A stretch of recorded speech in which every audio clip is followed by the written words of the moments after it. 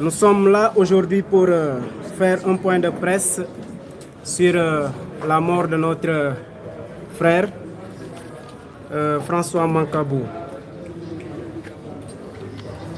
D'après les témoignages qu'on a reçus de la personne, François Mancabou, il a été un homme bon, un Mancagne honnête, un Sénégalais. François Mancabou était un Sénégalais, car ce que nous retenons d'elle d'après les témoignages, il est un homme sérieux dans ce qu'il fait, dans son travail. Il a été honnête. Jamais il n'a fait du mal à quelqu'un. Sénégalais, un Mancagne authentique sont les caractéristiques de François Mancabou. Le 17 juin passé, les hommes sont arrivés chez lui, sans mandat d'arrêt, sans mandat de perquisition. Pourtant, ils se sont introduits chez lui, ils lui ont pris une clé USB, une tablette et un chapeau, et sans mandat de perquisition. Toute la procédure est biaisée depuis le départ. François Mancabou se retrouve à la police. Depuis ce 17 juin, personne n'a eu accès à François Mancabou jusqu'au 25 où sa femme lui trouve dans un état qui heurte la sensibilité.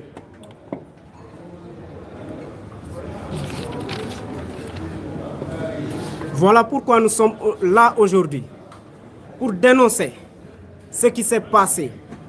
Nous demandons justice. Nous voulons justice. François Mancabou est un Sénégalais. Il a servi ce pays. Aujourd'hui, tout le monde se sent indigné. Personne, ce n'est pas un Mancagne, ni Peul, ni Diola. Tout le monde est concerné. François Mancabou est un Sénégalais à part entière. Aujourd'hui, il a subi une injustice. Quelqu'un qui part à la police, il sort de la police, ses membres ne fonctionnent plus. On nous dit que François Mancabou, je ne sais même pas comment l'expliquer, qu'il butait, je ne sais pas si c'est un mur ou un violon. Comment quelqu'un qui sort de chez lui, sain et sauf, François Mancabou n'était pas malade psychologiquement. Il n'avait pas un mal physique. Il était sain et part à la police. Finalement, il se retrouve à l'hôpital. C'est ce qu'on nous a appris. Qu'on lui a fourni un permis de port d'armes. François Mancabou avait bel et bien un permis de port d'armes. Et aujourd'hui, on dit que c'est un terroriste. Comment quelqu'un de haut placé comme Cheikh Tidiane Gadio peut-il cheminer avec un terroriste durant de nombreuses années? 10 ans, tu chemines avec un terroriste. Nous savons tous que ce qu'ils ont fait à notre frère est digne d'être dénoncé. Et nous allons le dénoncer. François Mancabou, nous prions pour le repos de son âme. Mais je pense qu'on ne va pas s'arrêter là. Il est l'un des nôtres. Depuis hier, je tiens à lancer un message à ceux qui voulaient arrêter ce qu'on a eu à organiser aujourd'hui. Ça, on ne va pas l'accepter. C'est un Sénégalais. C'est un Sénégalais qui a été touché. Et tous les Sénégalais s'indignent. Pourquoi ne pas sortir et dénoncer cela? Ils veulent rester dans leur coin et dire non, laissons la justice faire leur travail. Je pense que ce qu'on fait là ne peut pas empêcher la justice de faire son travail. Bonjour tout le monde. Je vous remercie d'abord de votre présence.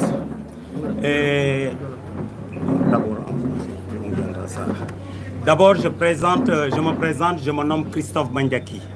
Je suis le président actuel de la FAJANS, la Fédération des associations Mancagne du Sénégal. Et aujourd'hui, je suis là en tant que citoyen sénégalais. Donc d'abord, je présente mes sincères condoléances à toute la population sénégalaise. Je vous dis qu'on a perdu mais c'est le Sénégal qui a perdu.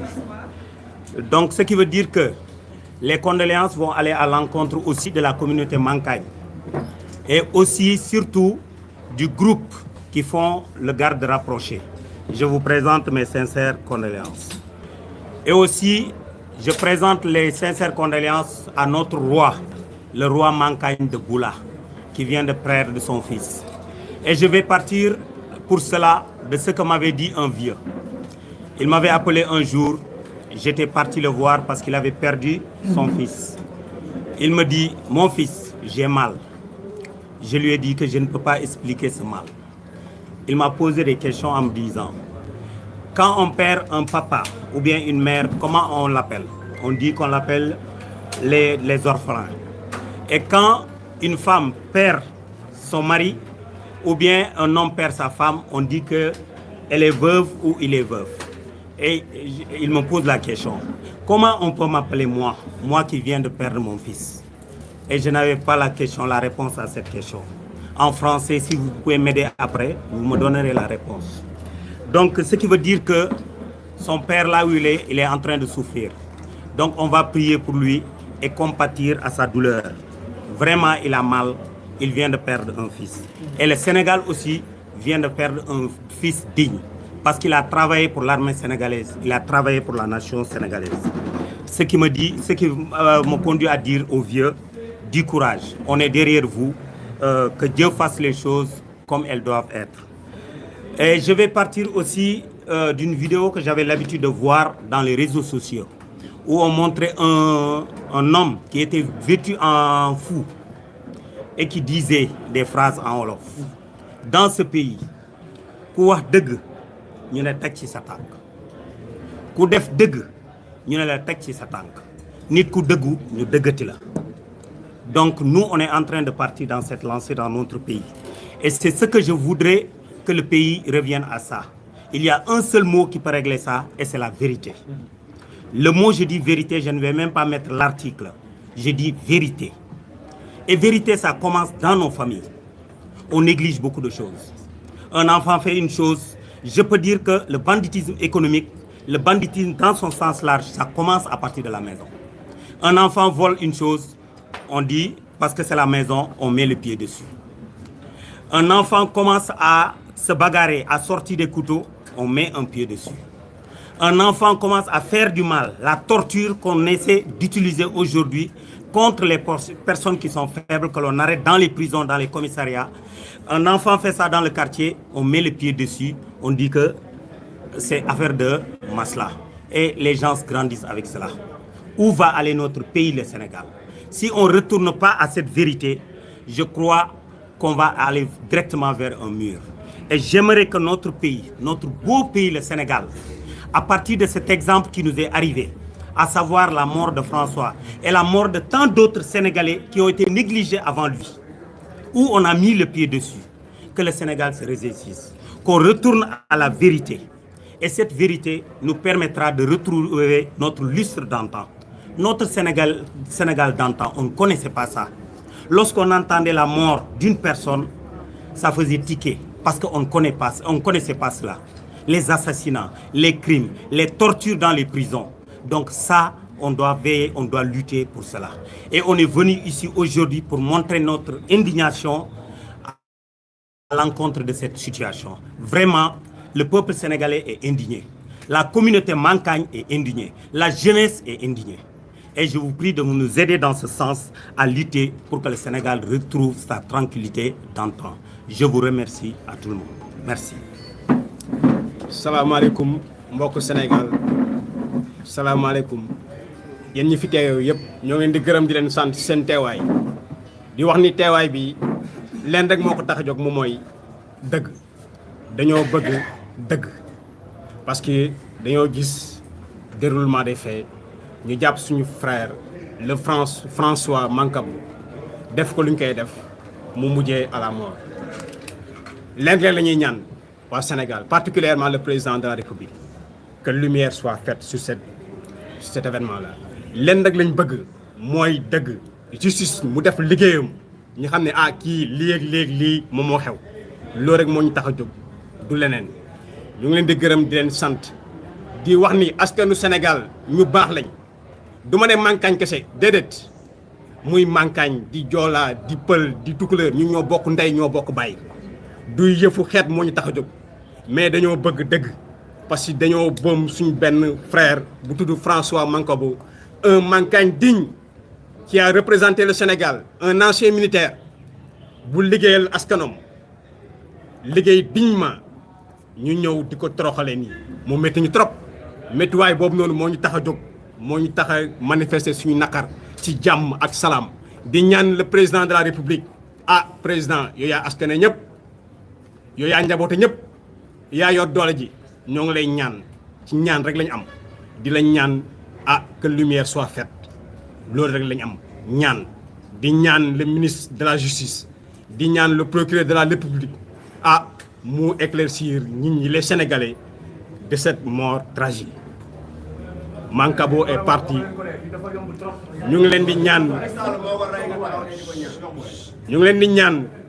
ñaan que la vérité ñu wax ko nit ñi François Mancabou nan la def ba jusqu'à la mort ñu ngi leen di ñaan dëgg la ñuy toog te ñoo ngi toog di leen suivre di xool déroulement des événements et on prendra note voilà on prendra note loolu rek la moo ñu taxoon a jóg manifester suñu naqar ba pare di présenter des condoléances à la famille parce que qui connaît les Mankagne ku xam Mankagne xam na ni Mankagne tous les Mankagne sont des parents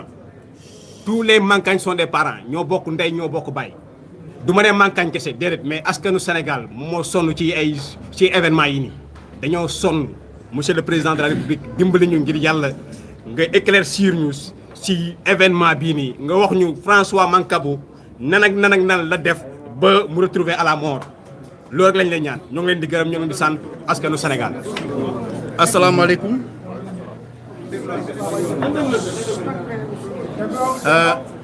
damay ñëw ci sama frère bi lu mu mujjee wax fii léegi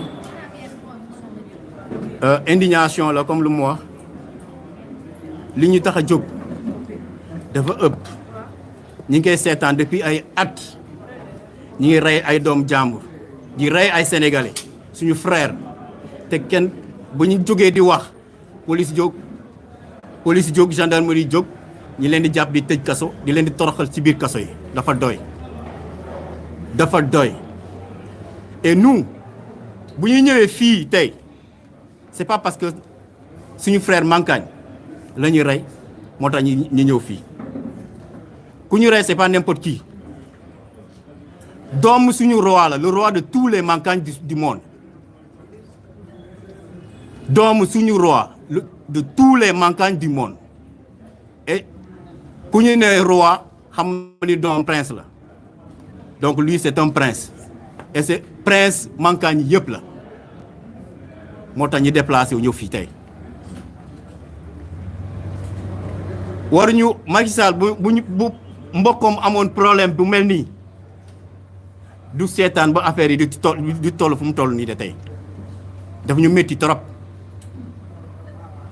nit bu mënee wax parce que maa ngi dégg ci réseaux sociaux ci chaîne télévision yi plateau télé yi gars yi ñi di wax mais bu laaloon sa mbokk bu nekkoon sa mbokk la ñu rey noonu injustement comme ça est-ce que di nga d'accord loolu dina la ne procureur bi génn di wax au lieu mu jéem a calmer d'abord sénégalais yi et communauté yëpp ñoo xamante ne seen mbokk la ñu rey moom mi gën a enfoncé affaire bi moo ñu métti dinaan ñun yor nañu ay vidéo moom moo doon bëgg ay barrières yi nekk ci biir cellule bi dafa war a ruus wax loolu dafa war a ruus wax loolu en tant que procureur bu dee droit la jàng ñun droit lañ jàng bu ñu nee garde à vue c'est-à-dire di nit yi da nga koy dugal nga koy am bët ci moom lépp lu muy def ci biir da nga koy xool bu waree nekk foofu di def leneen nga fekk ko foofu éviter ko muy def loolu pour un procureur bi nga xamante ne moom mooy ñëw di wax loolu ngeen da nga am ay vidéo yooyu yëpp yéen fi toogoon da ngeen doon seetaan vidéo yooyu ngeen gis lu mu doon def ci biir cellule bi la moo tax arrêté wu leen ko bu dee loolu mooy loolu la def loolu moo koy indi ba tey bu fu mu nekk nii ba mu décédé bu dee loolu la yow mii policier bi nga xamante ne tu étais en charge di ko di nga xool ci lan la nekkoon ci lan lay def ak ki demee noonu yëpp mënoo nga ko éviter. Je vais vous rappeler article 49 du code pénal, la non-assistance à une personne en danger est un crime. Donc procureur waroo génn di wax yooyu nañ dimbali. On a perdu un frère, on a perdu un prince. Yeneen wax yi ça nous énerve encore de plus. Nañ arrêté yeneen wax yi. Li may wax c'est pour toute la communauté Mankagne. Toute la communauté Mankagne. Suñu président fii toog président des associations de la fédération des associations des jeunes Mankagne du Sénégal jeunes Mankagne et toutes les communautés Mankagne ñoo fi nekk tey fi may jeexale am nañu habitude surtout côté justice ñu rey nit naan justice day def liggéeyam te du mujj fenn justice day def liggéeyam du mujj fenn comme li ma sama frère bi wax sànq quelques jours rek lañ leen may ñu wax ñu lu leer ci décès bi parce que lu ñuy gis procureur commencé na déjà di innocenter déjà ay mbokkam c'est-à-dire policiers yi parce que waxam bi ça justifie déjà du yow en tant que yow yaay procureur ngay def ay enquête balaa ngay wax ni lii ak lii waxal xaar d'abord ba enquête yi pare nga doog a mën a am li ngay wax nga naan moom moo doon def lii moo doon def lii ce qui veut dire yow li nga arrivé woon foofu yëpp ci veut dire que moom moo ko def boppam. dem ngeen ba jëli nit këram xanaa nit boo koy interpellé di nga ko wax lan moo tax ma lay interpellé dara jotu ko jabarom mi ngi témoigné dara jotu ko. mi ngi woon ak jabaram ak famille am après ça ngeen ñëw ne moom moo doon mbëkk mi il avait le droit ngeen woo laaj ko ndax mën na am avocat bi ñu taxaw loolu yëpp defu leen ko ngeen naan justice ban justice nañ bàyyi li ñuy def droit bi dafa neex trop nañ bàyyi di topp politiciens yi di yàq suñu droit Sénégal mi ngi reculer am na ay pays yu bëri yoo xamante ne dañuy déplacer pour ñëw Sénégal ñëw UCAD pour jàng fii Sénégal parce que dañuy gëm suñu jàng mais ñun tey ñun les juristes laa bëgg a wax les juristes nañ xoolaat justice bi ñu bàyyi politique bi parce que yàlla ngi fii pour ñëpp bis wa salaam. maa ngi tudd Samuel Biagui étudiant Mankagne ci daara bu kawe mooy ñu wax Cheikh Anta Diop fa laa jógee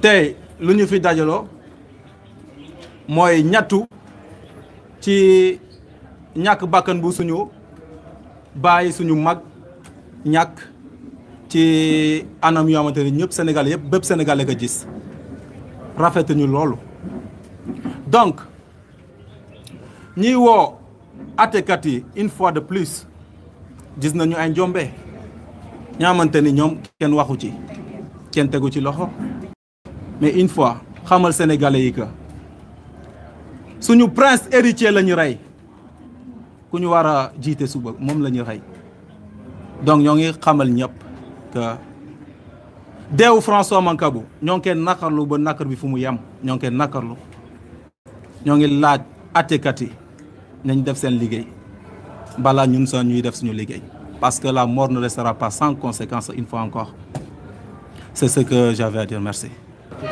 Je m'appelle Jean-Laurent Kali. Je travaille ici dans l'administration sénégalaise. Je connais beaucoup d'autorités et les autorités me connaissent. Et je parle ici au nom du peuple Mankagne et en toute légitimité pour ceux qui connaissent ma généalogie. C'est notre frère. C'est notre frère, président Macky Sall.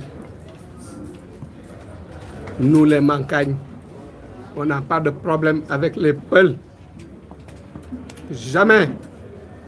Jamais, on n'a jamais eu de problème avec les Peuls. Parmi tous les peuples qui existent en Guinée-Bissau, il n'y a que les Peuls qui vivent avec nous à l'intérieur de Boula. Si on nous dit qu'aujourd'hui, Macky Sall, mon frère, on se connaît, que un de mes frères a été tué sous votre magistère, ça me fait très mal, ça me touche profondément. Commissaire principal, Monsieur Yag, vraiment, nous souhaitons que vous nous élucidiez ce décès. Parce que c'est inadmissible, ça touche tout le monde. Vous savez très bien que dans ce pays, avec les réseaux sociaux, si vous égratignez quelqu'un, toute l'information est connue de partout. Vraiment, je lance un appel à tous les ministres d'État, à tous vos collaborateurs. Vraiment, le royaume de Boula a mal. Le royaume a mal. Parce qu'on ne connaît pas comme, on ne tue pas comme ça nos princes, nos valeureux princes. On sert la nation. Là où nous sommes, ce que nous savons, c'est le service. On ne demande rien d'autre. Que notre frère meure comme ça. Un prince qui n'a fait que servir. Nous demandons à M. Gayo, vraiment, c'est déplorable. C'est déplorable. J'interviens au milieu de ces jeunes pour vous dire, nous avons fait tout notre cursus ici à l'université. Nous sommes dans l'administration, nous faisons de la politique ensemble. Mais sachez que ça nous fait mal. Parce que nous n'avons jamais été dans la rébellion. Nous ne connaissons pas le terrorisme. Si vous connaissez des gens qui sont dans ces choses, dites-nous, nous allons les appeler, les amener devant le roi qui va les parler et ils vont arrêter. Le Mancagne a pu dépasser l'esclavage, le colonialisme. Et aujourd'hui, son organisation aristocratique se poursuit de nos jours. C'est dire donc que nous avons beaucoup de respect pour les institutions parce que, ayant été des fils d'institutions et travaillant pour les institutions partout où nous sommes, c'est très douloureux qu'un de nos frères qui sort de chez lui et qui retourne en civière pour aller au cimetière. Commissaire Yag, c'est vous le directeur général de la police. En âme et conscience, rassurez-nous que vraiment ceci n'a pas été un crime exécuté dans vos violons. Vraiment, ça nous fait très mal. Et je lance un appel à tous les Mancagnes, à tout le peuple Mancagne, qu'ils sachent que vous avez de valeureux jeunes qui sont là, derrière moi, et qui vont porter haut le flambeau des Mancagnes. Nous ne souhaitons pas que ce genre de choses se répètent. Nous vous invitons tous à la paix et à la sérénité, que les choses se règlent comme il se doit. Le Sénégal a deux piliers, la loi et le dialogue, le droit et le dialogue.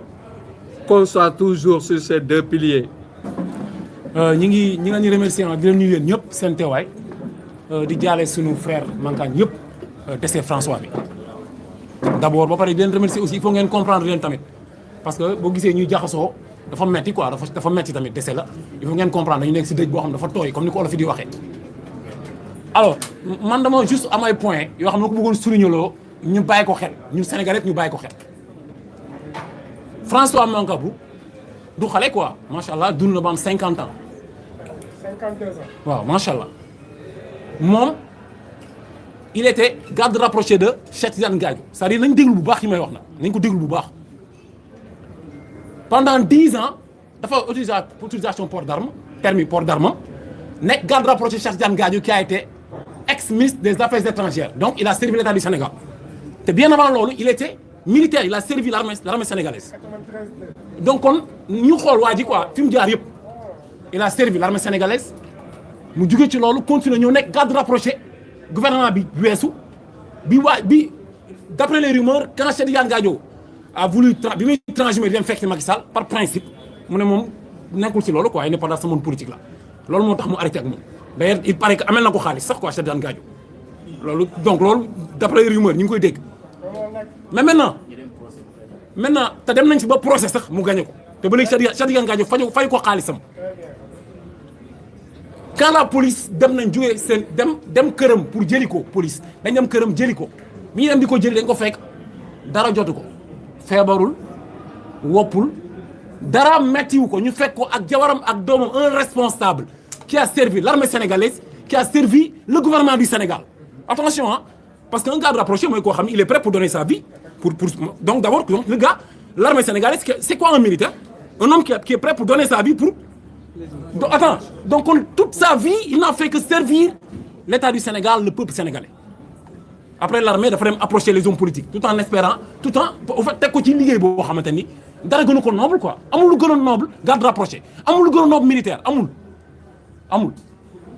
ok léegi Sénégal yebal ay police am c'est pour la politique hein parce que lui au fait en réalité dafa am xëccoo ak Cheikh Tidiane Gadio mu ne moom au fait du nekkul ci ay transhumance yooyu il a préféré s'abstenir téye boppam xarmat boppam ñu ñëw jël si ko këram fekk jabaram toog ay doomam toog ñu yóbbu ko dara jotu ko su feebaroon hôpital lañ koy jëli jee duñ ko jëlee këram ñu jàpp ko torturer ko dóor ko mu décédé si yamuñ si loolu ñuy saaga communauté Mankagne saaga Sénégal yëpp le procureur de la République taxaw ne dafa mbëkk miir bi quoi c'est-à-dire moom il était malade il avait des problèmes de tête c'est-à-dire yow rey nga ko pare nga saaga nit yi quoi en réalité dafa ñu saaga quoi dafa ñu saaga ñun yow koo xam ne yow tu as insulté l'armée sénégalaise un homme boo xam dafa yor arme pendant 10 ans musul def benn infraction ci armam doonte nag yor na autorisation port d'arme musul dégg benn yoon ne la kii mus na digire kenn wala mus na indi problème par responsabilité il a 50 ans un homme très engagé qui a sacrifié sa vie pour le Sénégal parce que loolu mooy sacrifier sa vie pour le Sénégal ah alors kon ñun alors nous sommes dans un pays boo xam ni yow quand tu sacrifies ta vie pour l'État du Sénégal donc yow fii lii lañ lay fayee quoi sa doom day perte sa jabar perte say mbokk perte dañuy ñëw dóor la ba nga dee après ñu taxaw ne da nga dof après le procureur taxaw di ñu xool bët ci bët nañu dafa mbëkk miir bi quoi mais fen yooyu fan la ko procureur bi teg mais sooy fen nga wàññi fen yi sax quoi mais 13 minutes nga ne day mbëkk miir 13 minutes mais comment un homme peut mentir un homme d'État un homme qui est responsable procureur de la République mën a taxaw di fen yu toll nii nga ne ñu François Mancabou un homme qui était armé qui avait un responsable dafa yoroon garde rapproché sécurité ministère des affaires étrangères ministre bi ci boppam ànd ak moom fu nekk ci àdduna bi dafa mbëkk miir bi 13 minutes quoi mais qu'il nous respecte quand même ñun xam nañu c'est-à-dire mënoo di fen yow nga xam ni da ngay fen ñun ñu xam ni da ngay fen nga xam ni da ngay fen ngay continuer di fen quoi il faut qu'il nous respecte quand même nañ ñu respecté c'est-à-dire nit mën na décédé quoi torturé nañ ko dee na mais au moins nañ am sax ñoom grandeuru noppi quoi ñu noppi mais pas taxaw bëgg jàkkaarloo Sénégal yi nga rey suñu frère après nga ñuy saaga nga saaga mémoire am tamit nga ne dafa xaru ñu xam na la xaru di signifier quand même dara naxiru ko ci àddunaam kuy xaru koo xam dafa am dépression mentale kooku arme la yoroon kon mu rey ñeneen wala mu dem def leneen mus ko def ci live am yëpp donc kon nañu état du Sénégal respecté quoi et que quand le procureur parle mu xam ni fen yi nit ñi dañ koy xam et puis il a des enfants et puis suñu image day jàllaat quoi qu'il nous respecte léegi nag affaire cooli mooy ngeen xam ni li yëpp politique moo tax ñoom ñu koy def ñun xam nañu politique moo tax ñu koy def ñun suñu yoon nekk si benn parti politique ànd ñoo benn parti on s'en fout parce que vous faites ce que vous faites parce que c'est de la politique si vous vous rappelez l'année dernière moment bii nii ñun ñu ngi taxaw buntu place Assemblée nationale di indigné wu ci loi boo xamante ne nii état du Sénégal da ko dugal ci assemblée nationale mooy terrorisme pour criminaliser terrorisme. Je ne sais pas si vous vous rappelez ñu jàpp ñu ma Serigne Faye torturé ñu on était que 5 personnes ñu leen nitu dëgg et d'autres qui sont pas venus. Il faisait tard lii lañ doon wax ce n'est que de la politique ça a été préparé te képp ku ñu yaakaar ni àndoog ñoom dañuy dal sa kaw pour gaañ la donc je pense que nag nañ xam ni rey ñu n'importe qui parce que loolu moo am solo ñu xam ne ñoom rey ñu n'importe qui François Mancabou bu suñu frère nekkul benn morceau booy jàpp rek dóor ko rey ko après suul lañ ko après jeex na non du demee noonu de du demee noonu du demee noonu Sénégal jug bi ñuy jug du affaire famille Sénégalais bu nekk mbokk nga ñun ñëpp benn lañ Mankagne musulman chrétien ñun benn lañu pël tukulóor amul différence koo ci laal nga ñëpp donc ñun nañ taxaw ci loolu nañ ñu wax nu mu gën a gaawee kan moo ko rey yoon teg leen loxo wala on fera tout que justice soit faite suñ ko defee wu nii ñun nañ ko defee ci mbedd bi donc loolu mooy cadre bi ñu wax na may wax la communauté Mankagne que xam nañ ni à chaque fois si l'État tue des gens dañuy dem diviser seen famille dem dugg fii joxe fi xaalis defeele mais bakkeen xaalis mënu ko fay te un digne fils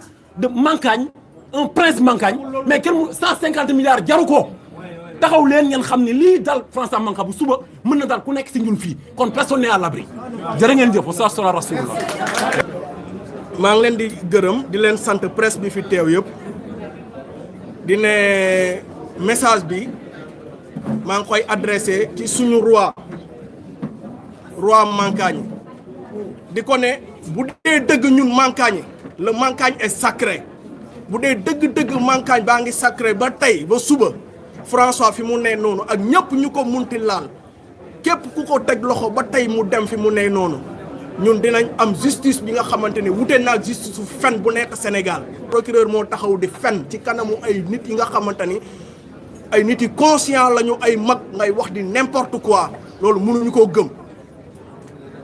am nañu autopsie wu Mankagne nit bu deewee ci Mankagne ak fu mu mënti deewee bu amoon 200 ans ñu dinañ xam lan moo ko rey kan moo koy donnu fan la am ay bien lépp ñun dañ koy xam autopsie bi bu leerul ñun suñu autopsie François suñ ko dencee tey la lendemain lépp dina leer François dinañ ko leeral te suñu justice su Mankagne cosaan bi dina def lu mu mën maa ngi leen di gërëm yaa salaam